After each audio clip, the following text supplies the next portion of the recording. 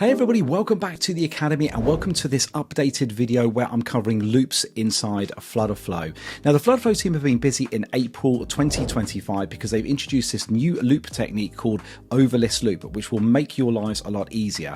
Now because we're updating my previous video where I'm covering loops, I'll also firstly cover the while loop and then we'll go over and move on to the overlist loop. So let's walk through this particular demo here. This is a very simple application. Hitting the while loop here, I'm going to display a load of items here in the UI. There's 18 of them and they're just going to be quite simply presented there in a list.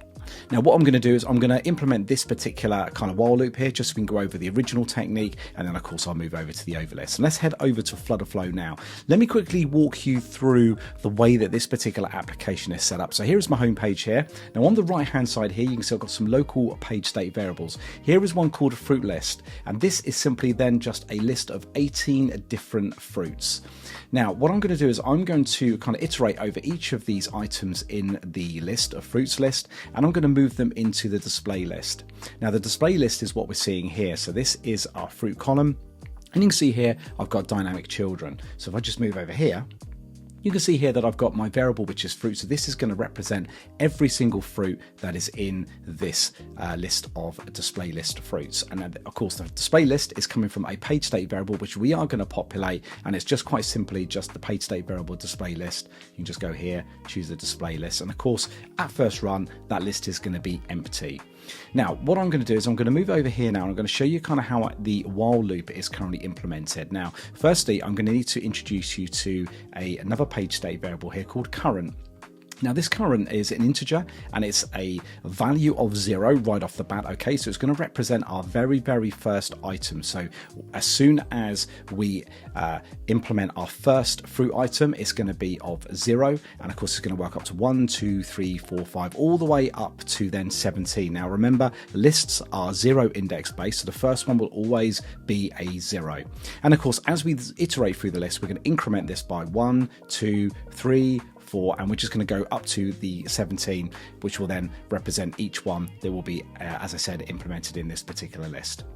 So how do we do that? Let's move on to this particular button here, and if I open up this, now very first there's no actions, there's nothing going on here other than updating a page state variable. All I'm doing here is I'm resetting the value of the current that I've just showed you back to 0 again, because of course once this loop has kind of or this action has already passed, then this page state variable will be up to 17 in our case. Now I'm going to reset that back to 0 right off the bat, and here I want to make sure that our display list is also wiped out as well. We want to get this back to no items in this particular display list.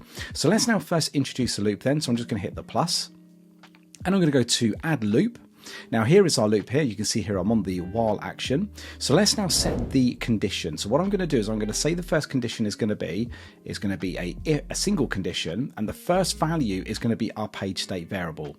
So if I go to page state and I go to the current, I'm going to say that the current value is got to be less than the number of items in the list that I'm going to be iterating over. And of course I'm just going to select this here, choose the selector, go to the page state variable. I'm going to go to my fruits list and I'm just going to select this. I'm going to say the number of items. So just hit confirm. So this will just ensure that this loop will keep moving round until all of the items have been picked up, and then obviously will then be in our display list. So I'm just going to hit confirm on that there. So I'm into my loop now. So what I'm now going to do is I'm now going to add another page state variable here by just selecting this here, and I'm just going to set here page state like this, update the page state here, set the fields, and this is where I'm going to want to now set, we're going to add one of these fruits here on the first iteration to the display list. So just choose display list. Now what I'm going to do is I'm going to add to list. Now the value that I need to add is going to be the very first fruit on the first pass. Now what I'm going to do is I'm going to go to value to add, I'm going to go to page state here, I'm going to go into my fruits list, I'll just select that, and I'm going to find the item at the index. So the item at the index is going to be on the very first index position is going to be 0, which is kind of what is currently in our current kind of page state variable. Okay, so let's just go in there. Let's just select this. I'm going to go to specific index. Now I'm going to go down to the value here, and I'm just going to set the page state variable here. So I'm just going to go here and say current. And hit confirm. So that's good. So the first pass we're certainly going to get that first item in our list. But of course, what we're also going to need to do is we're going to want to increment the page state variable of current. So what I'm going to do is I'm just going to hit the plus here. I'm now going to go to add action. I'm going to do this as a separate page state variable just so it's then obvious here. So just move here and just say update page state here, set the fields. Now we're going to go into our current here, and all I'm simply going to do here is say increment and decrement. Just select that, and I'm going to increment this by 1. So every time we pass over is going to be, the first iteration is going to be 0, then it's going to be 1, then it's going to be 2, then it's going to be 3, all the way up to this current value being less than the number of items. So all the time, so as soon as it hits to be then the number of items, then it's going to exit out of the actual loop here. So just hit close like that, and we are good to go. So what I can do now is if I just simply restart my application here, and I'm going to move over to the simulator just to make sure that our loop is working. So here we go. So I'm just going to hit the while loop, and there we go. Apples all the way up to grapes, which are all of the items, all of the 18 items in the list itself. Okay, so let's now move then on to the overlist loop. So I'm just going to select the overlist loop here, just select that, go into the actions here, and we'll be right back to where we were. We're just setting our page state here of current, but actually, do you know something? We don't need this now because this is where things get a lot more simple for us. So let's just remove that, and I'll just keep the display list here, just reset there so we can clear out the UI. Now let's hit the plus here, let's go into the loop, and let's change the loop here. We've got it selected to overlist. Now, all I simply need to do now is to select this, go into my page state and go into my fruits list like that and hit confirm. So I'm now going to iterate over all of the items in my fruit list. Now, my action, of course, I'm going to need to set the item in the display list of that fruit list. So just select this, just type in here state like that, update the page state, set the fields. Okay, and we're going to set the display list once more. We're going to now add to list. We go to the value, and of course what we do is we can see here that we got this current item of loop action 1. So this is great. So we've got this kind of tracking kind like we had with the current page state variable. We've got something that we can track ourselves here. So really simply all I need to do is go to the page state here, choose my fruits list, choose me available options here, and we can say item at index. Choose this here, we're going to go specific index, select the value, and again here we go to current item loop index, and we just hit confirm on that. It's the index in the list, and just hit confirm, and that, my friends, is all that you need to do. If I close this now, and I just go here and restart my application, I now move over now into here.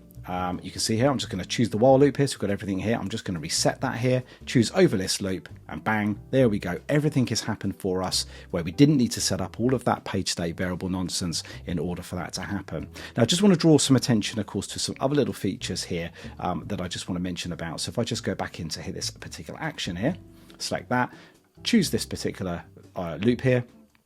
And what we can do is we can sort of set the start index and the end index. So for example, if I only wanted the first 5 from that particular, I can just choose that, and I can choose 4 like that, and that's going to get me just 5 items. If I just close that here, let's just do a little hot reload here. Let's move back to the application. Let's just do a refresh here and say overlist loop. There you go. I've only got 5 items. You can kind of configure the starting position there, of course, in your actual loop. Now, what also we can do here, there is other options available to us. We can set the step size as well. So, for example, if I just move this up to 5, so we've got now an even number. If I set the step size to be 2, I'd expect to see 3 items in my list. Let's just do a hot reload here. Move back over, do a reset here, click on the overlist loop, and there are my 3 items. I'm stepping over every other item in the list. So move back here, let's just have a look at the other option that's available to us here. Now, there's this other option that we've got here called reverse order, so we can kind of display everything in reverse. Now, at the time of recording, there is actually a bug with reverse order, and I did raise this with the FlutterFlow team, and they are going to correct that. Now, what would technically happen here is if I just delete this, if I selected reverse order, when I play this out with inside my application, then I'll see all of my items in the reverse that they are in the list as well. So you can find grapes will be the first one that will be added in. So everything will kind of go backward. So that's what that kind of does there. So that is pretty well much all that we have to cover here with loops. Hopefully you found this little kind of walkthrough very sort of useful to you for everything you do. If you like this type of content, please do head over, of course, to the Digital Pros and No Code Academy, where there's lots of videos like this where you can learn more about FlutterFlow, and all of my catalog of all of my videos are all there as well. Lots of sample applications, a brilliant community as well that you can engage with, and of course I'm there as well every single day where I can kind of speak to you guys and kind of maybe hopefully answer any particular questions you have about FlutterFlow. But of course, if you want to stick it on YouTube, that's absolutely fine. Please do like the video.